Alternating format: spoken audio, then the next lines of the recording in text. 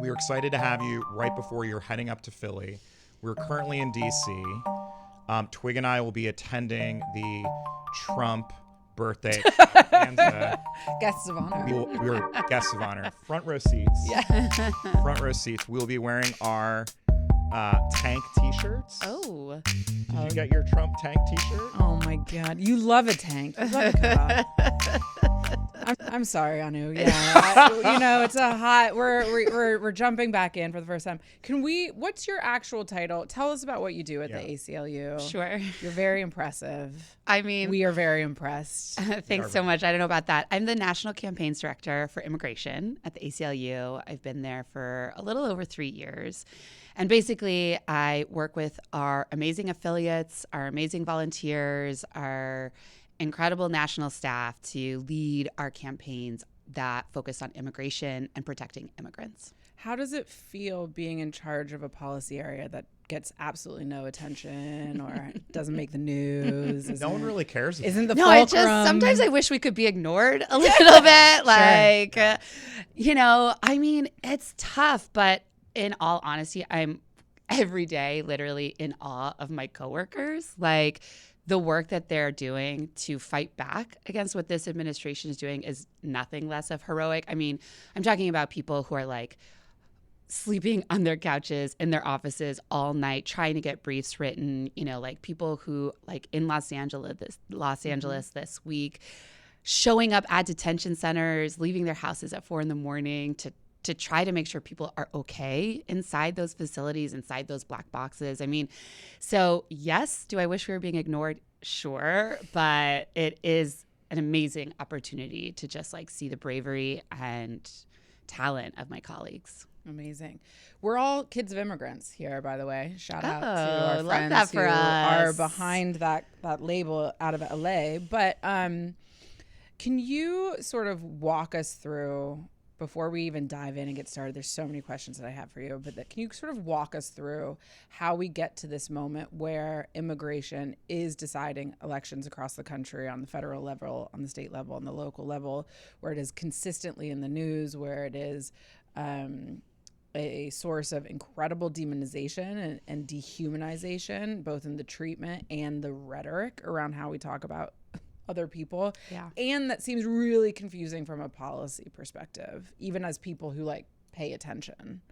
Yeah, so a really simple question to start. Yeah, and my bad for even setting it up like that. That was not cool in front of everybody too. Yeah. Okay, so here's what I'll say. I've been working in the immigrant rights field for about 15, 16 years. And even just in that time, I've seen such dramatic swings about how this country, how elected officials, how candidates approach the issue.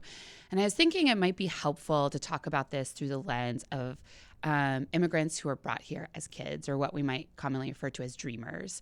And that issue has really generated, so much enthusiasm and so much heartbreak over the last 25 years. And I want to remind people that it was way back in 2001, September 2001, when we first saw the DREAM Act introduced, which is a piece of legislation that would allow people who are brought here under the age of 18 without papers to be able to get on a path to citizenship. And it was actually introduced by a Republican and a Democrat in the U.S. Senate. And it was also George W. Bush was president. If you can remember, he spoke Spanish on the campaign trail. And he made a promise, he was in his first year of his presidency, to do immigration reform. And that summer, the president of Mexico had come to Washington, D.C. They had held a summit. And there was real momentum at that point to really do something on immigration reform. And it was a bipartisan issue. Now, was it exactly how I would do it? No, of course not. But there was momentum. There was a shared understanding that between Democrats, Republicans, that this was for the good of the country, right, to get this done. And then 9/11 happened.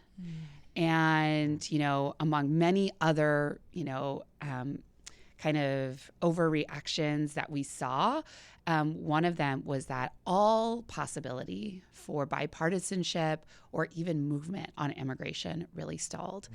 And instead, what we had was a big swing the other way. And so in 2003, you saw the creation of the Department of Homeland Security, DHS. And since 2003, we have seen the amount of money that we spend on immigration enforcement in this country quadruple. And now they are looking in this bill that's in front of the Senate right now through reconciliation to quadruple again the amount of money that we spend. It's more than we spend on right now, more than we spend on every other federal law enforcement agency combined. Wow. To go after people, most of whom have lived in the United States for more than 10 years, are raising families, live in mixed status households. So maybe one member's undocumented, but others are citizens or have legal status. I mean, it's truly deranged what has happened. So just to go back to the Dreamers. So 2001, we had this bill introduced. 9/11 happened. We didn't really see any movement. In 2006, 2007, there was a renewed push, bipartisan push to get something across the finish line that was broader, immigration reform. Again, did I like all of it? No. But it would have put the undocumented population, the majority of the undocumented population, on a path to citizenship, including Dreamers. It failed in the Senate. And after that, it was silence again. We had the election of Barack Obama. He made a lot of promises on the campaign trail that he was going to do immigration reform in his first year. I remember that promise. And, we did get the ACA. We did not get immigration reform. And instead, in the first 3 years of the Obama presidency, we saw unprecedented levels of deportations. I mean, I'm talking unprecedented. And when the president went out and talked about it, he talked about it as a down payment. He said, listen, I'm here trying to show Republicans, our folks across the aisle, I am serious. And if we're serious about enforcement, then we can do legalization. In 2010, in December, there was a vote. Democrats controlled the House and the Senate. And the House, under Speaker Pelosi, already passed the DREAM Act and went to the Senate. Democrats were about to lose the Senate in January. And they held a vote. The DREAM Act lost. It got 55 votes. It needed 60. 5 Democrats voted no. So, I mean, you laugh. It's laugh now, but I remember cold laughter. Cold. I remember being in D.C. on that day and just crying. It was a really sad day. It's just an embarrassment, but okay.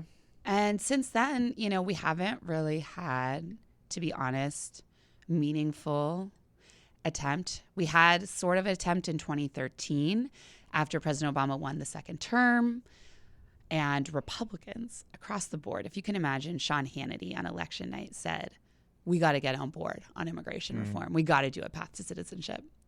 These are hardworking people. There was an attempt in 2013. It died in the House. It never went anywhere. Yeah. And here we are, 12 years later. I don't know if I answered your question. You did. That was, either way, it was riveting. And then can you also just give us a quick primer or like a quick couple sentences on what happened? What year would that have been? It's all a blur. 2022? Was it 2022? Right before, basically 2 summers ago. Biden, the whole Donald Trump killed a potential bill during the Biden years because he wanted to run on it. Yeah. Is that true? I can't. My memory from this era is shot. So let's talk about President Biden.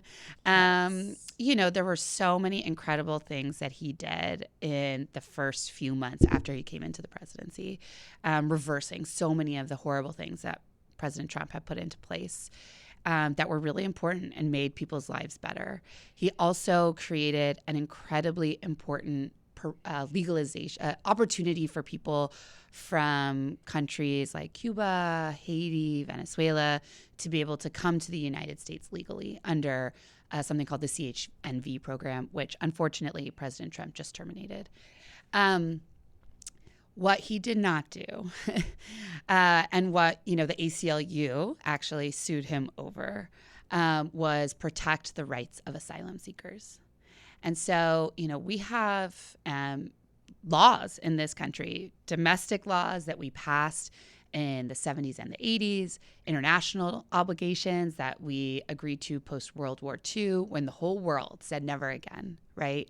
Never again will we see people being persecuted for who they are and turn our backs. And we had people coming to our southern border who were in danger for their lives, literally fleeing 2,000 miles with their kids, leaving everything they knew and loved behind because their lives were in danger. And our government was trying to say, sorry, our borders are closed. And to us, I mean, the ACLU, that's still incredibly shameful. And so that bill that we saw was attempting to basically codify that and say, now this is the law of the United States. And so, you know, President Trump might have killed that bill, but we did not support it. Yeah. And then, okay, great. That was really helpful. And I know you have questions. You must have so many questions. I'm going to let Twig cook over here. This is great. Because I'm trying to understand or unwind how, I mean, obviously the political expediency of how Republicans have figured out immigration is a great way to win elections, and demonizing immigrants is a great way to win elections.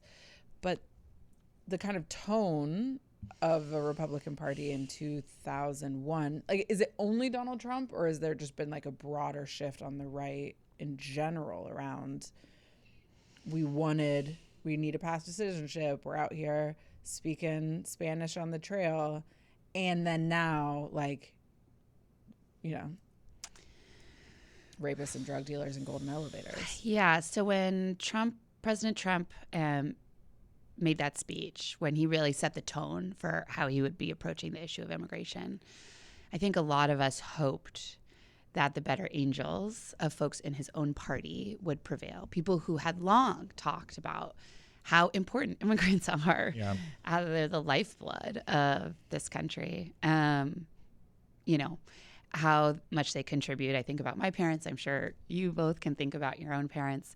And unfortunately, what we've seen since he came down that escalator is that has not happened. And it happens slowly in some times and very quickly in others. But a pretty total capitulation to their party leader on this issue. You know, one fact that I think is staggering is Ad Impact does research on political ad spending. And in 2024, Republican candidates spent over $1 billion on anti-immigrant ads. Yeah. Yeah, whereas Democrats didn't even mention it as a topic through not just the convention, but through any advertising. We just pretended as if it isn't even an issue. The piece that I am flummoxed by, I guess that's the best word I can use, is that we have, as Democrats, we've allowed Republicans to define the country by this issue without a fight. I know the ACLU, you're not allowed to get partisan here, No. so you have to just speak plainly on the work that you do on the litigation side, also on the campaign side.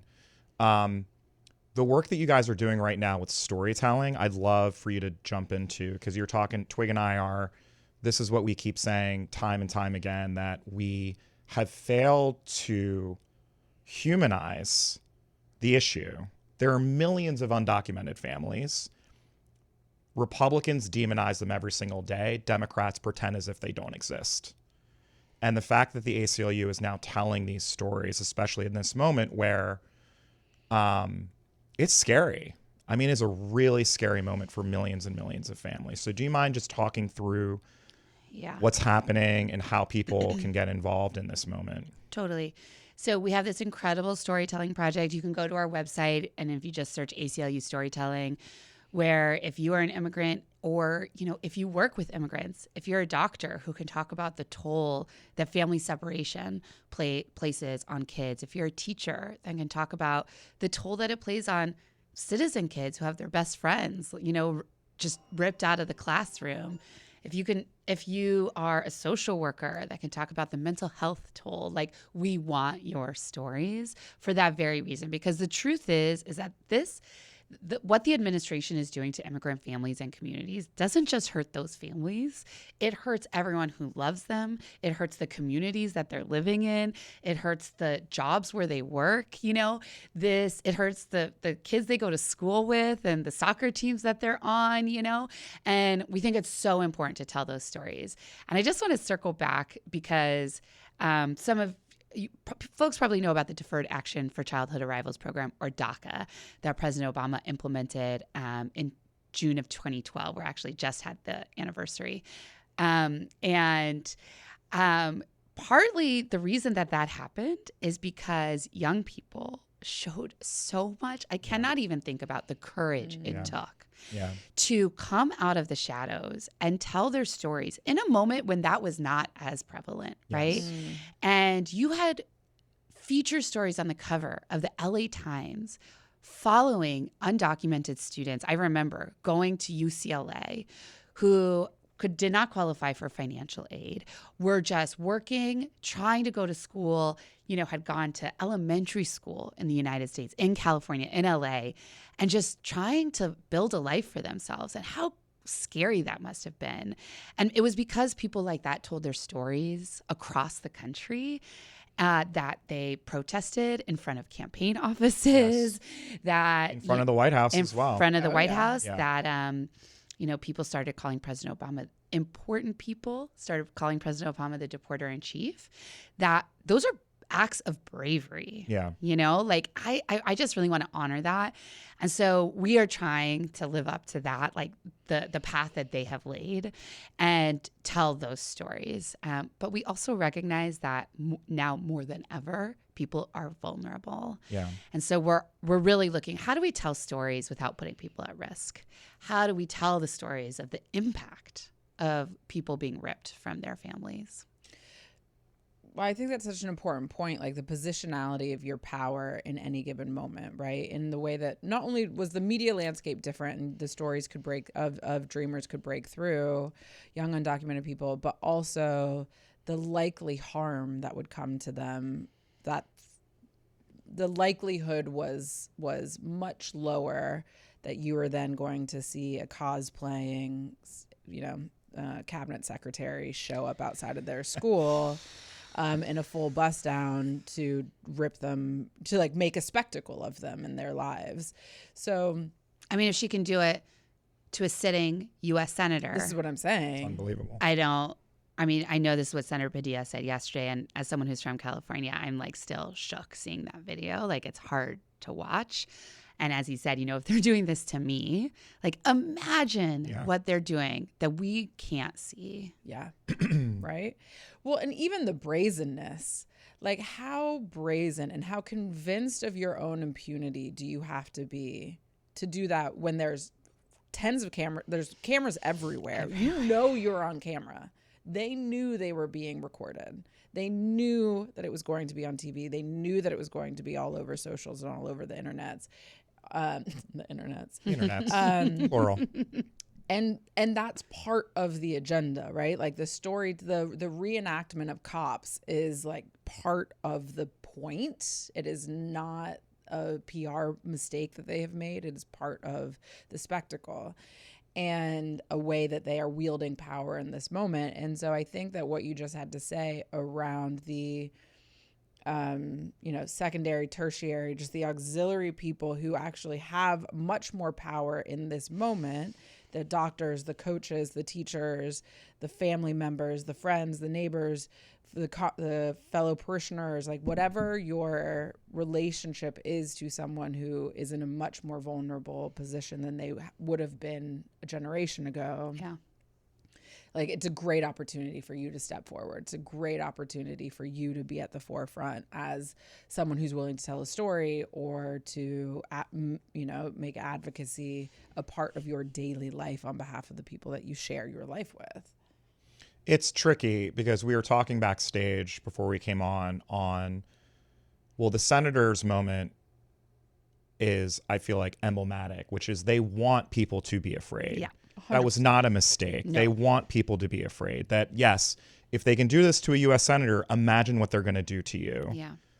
And I also feel like these protests tomorrow around the country, I am worried. Yeah. I am very worried. I hope the people, you put out a really great guide around knowing your rights, but also remaining safe, protecting yourself and your loved ones, because they want violence. Yeah. They want confrontation. They want to make it appear as if family members, community members, civic leaders that are protecting these families are villains. Yeah.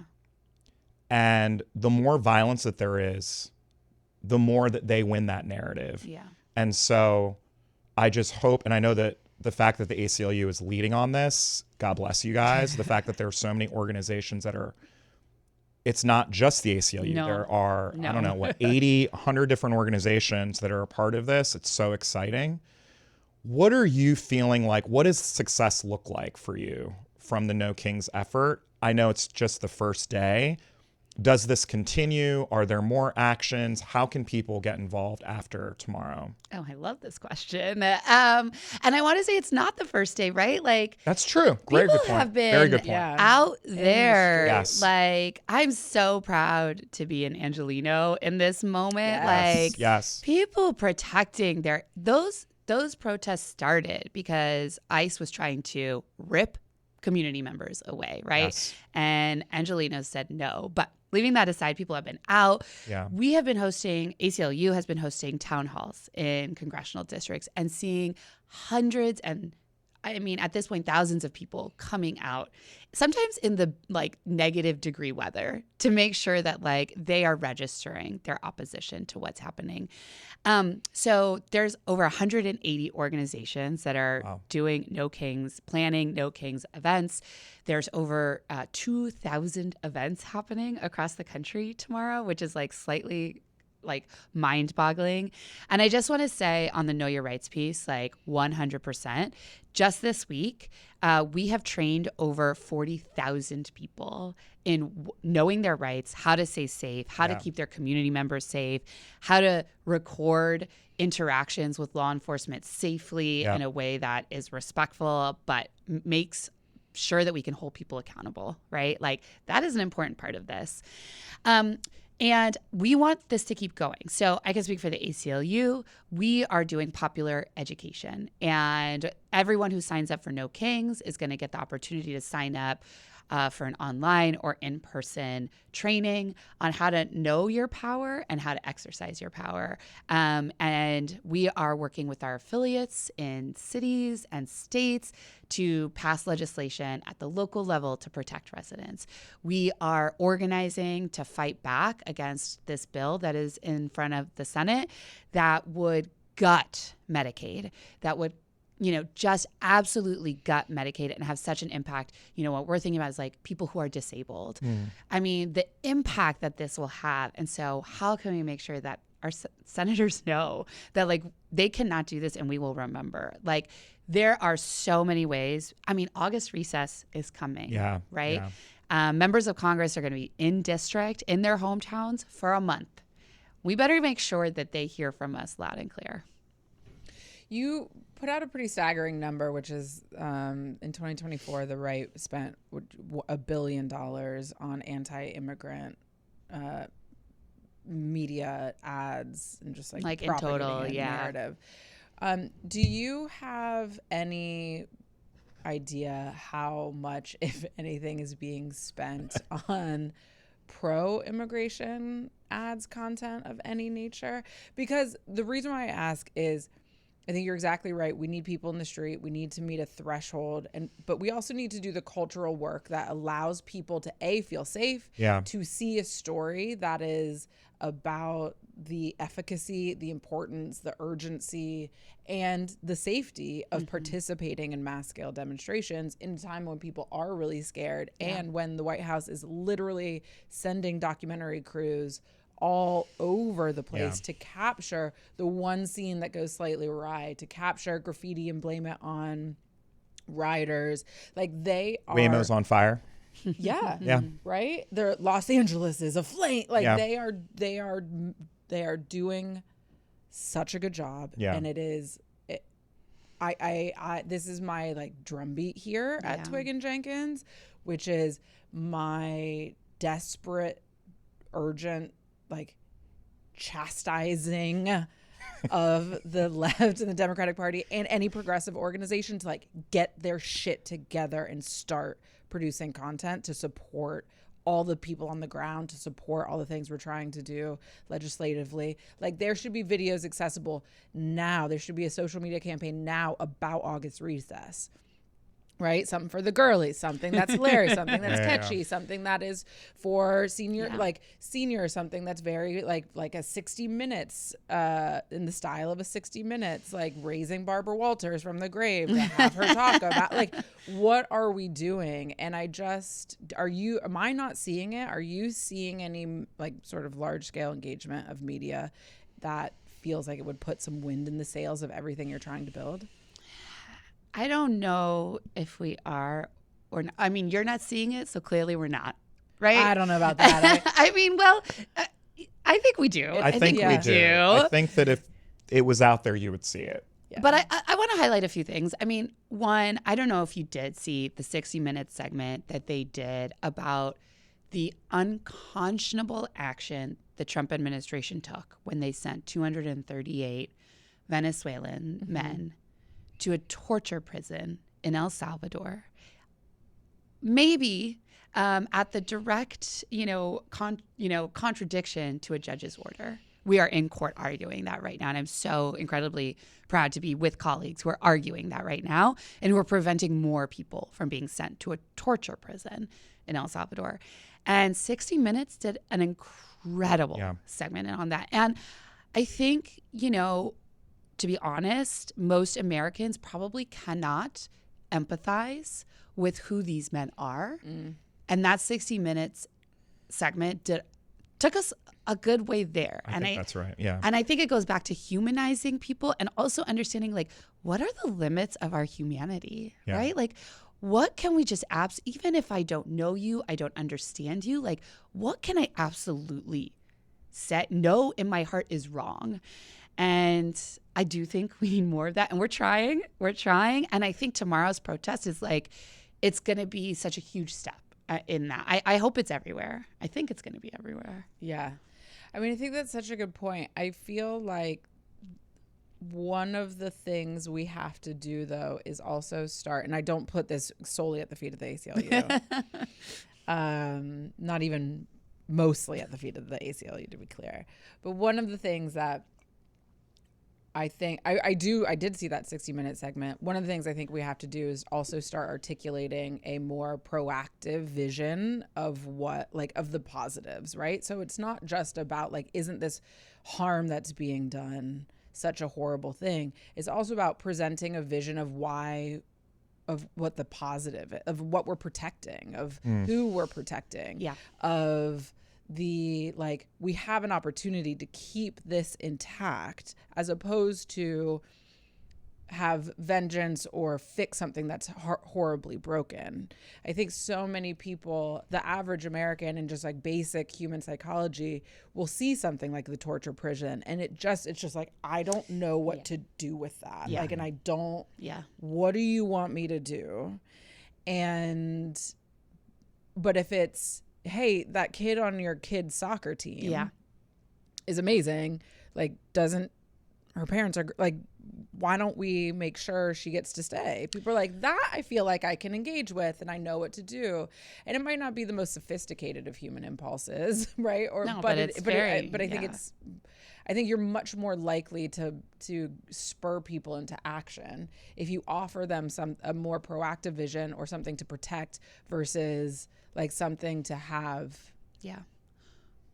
rage about. Well, we know we love rage on the internet, but you know what I mean? Something that feels like it's done. Yeah. It's like solve the problem before it exists versus fix this thing that feels absolutely catastrophic. Yeah. I think, unfortunately, we have to do both. Yeah. Because for sure. the catastrophic things keep happening. But I don't know if you saw that story which I think is like both sides of this coin for me personally, of the small town in Missouri where they launched a Free Carol campaign, where someone who's lived in their community for a long time and works at a local diner was taken by ICE at one of her regular check-ins, and the community that overwhelmingly voted for President Trump, like, banded together, raised money, wore shirts that said Free Carol, talked about how this isn't what they thought the president meant on the campaign trail. Yeah.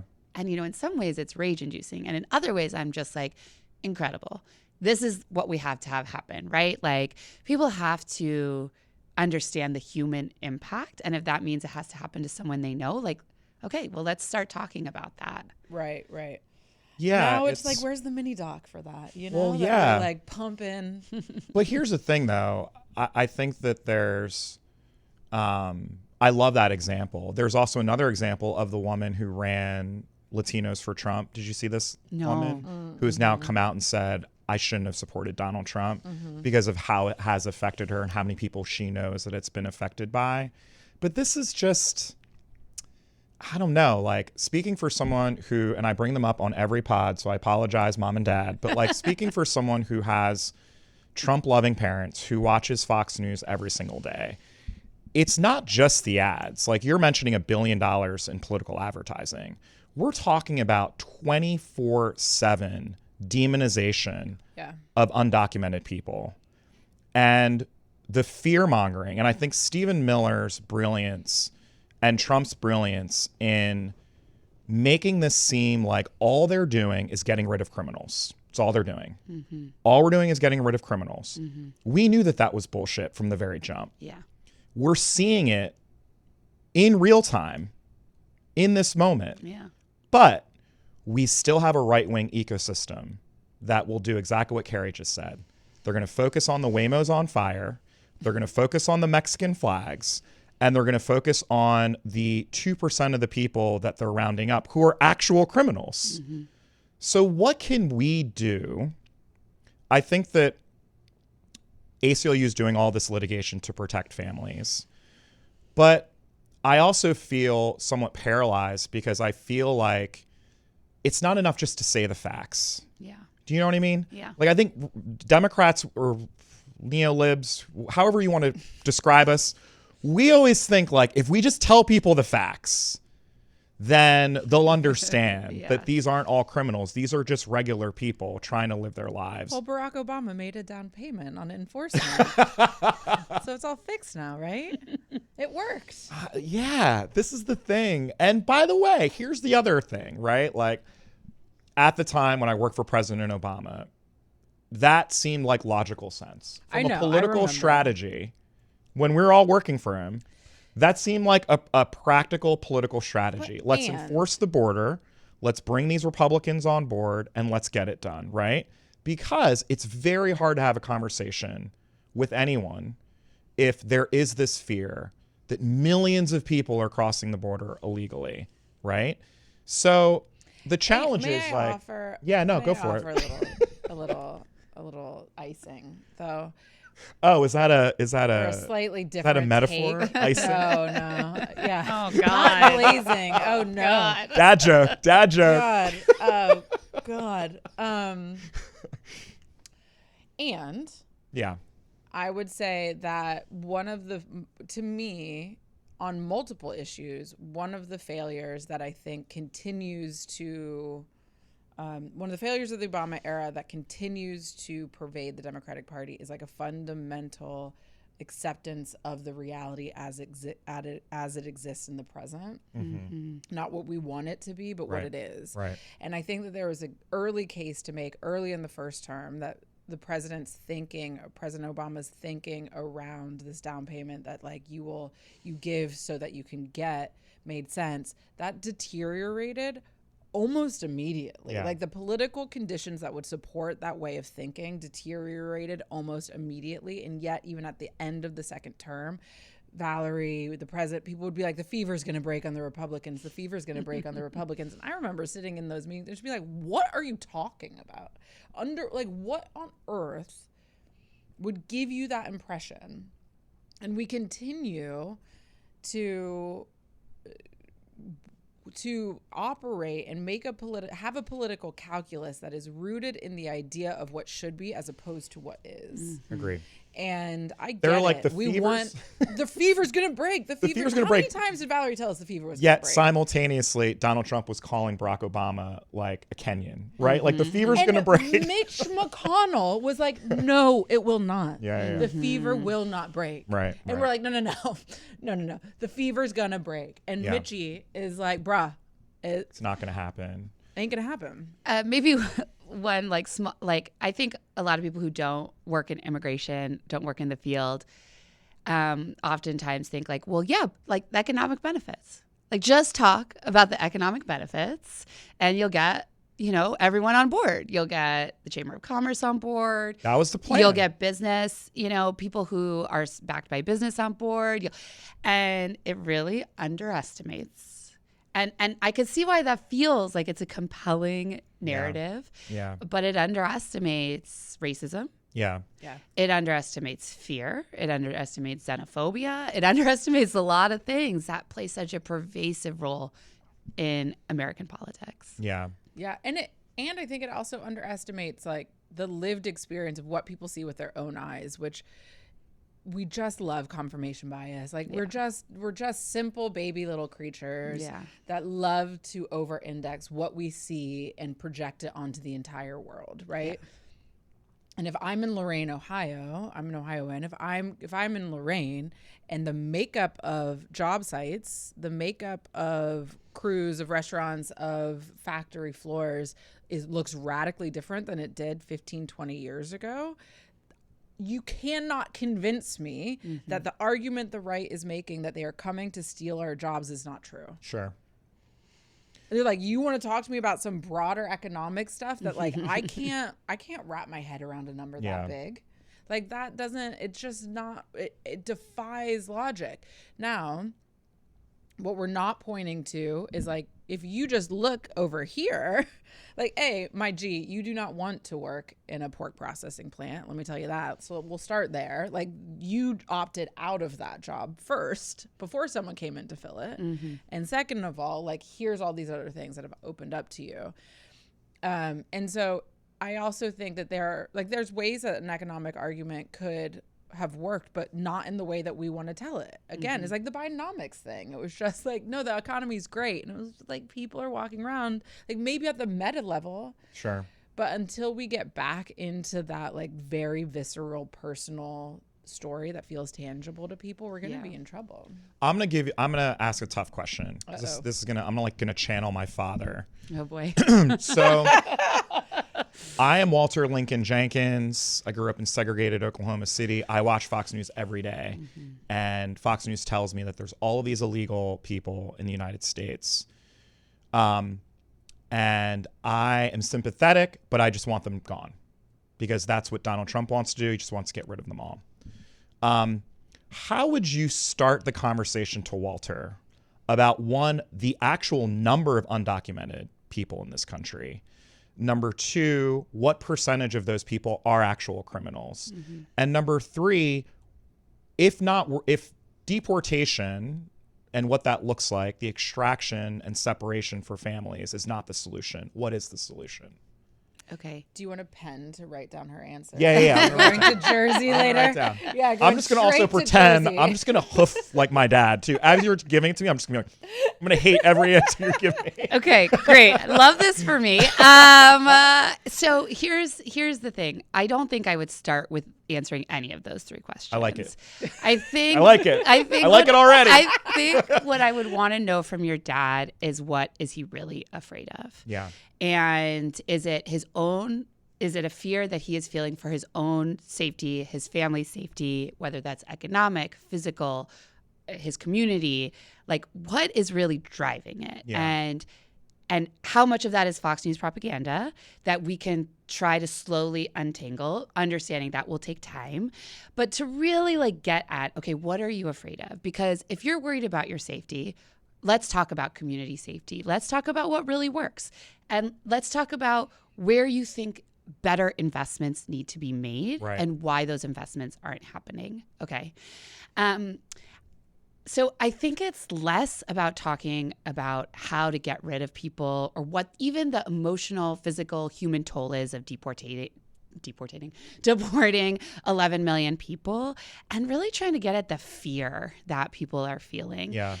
I think, I do a lot of work with our folks that work on criminal justice because like the other side has tried to intertwine our issues so deeply. And when you talk to people about how they want to feel safe, it really can help open up a conversation. Okay. I think the next step is to really try to personalize it and make it so that, you have to sort of think about tough trade-offs. Right.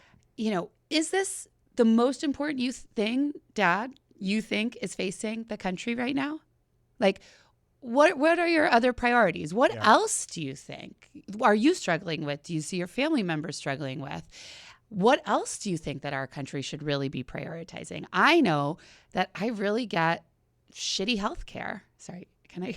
Oh, Yes, yeah. you can. Okay. Oh, yeah. In fact, I'm surprised we haven't cursed yet. Oh, we have. And like, it took us, 3 months to get you into that specialist. Like, do you think that's okay? Yeah. Like, and so talking about trade-offs, I think, is really important because none of this happens in a vacuum. Right. And as much as I might want to go in and start talking about human toll, morality, our humanity, I think it's sometimes important to try to just place this in a broader context.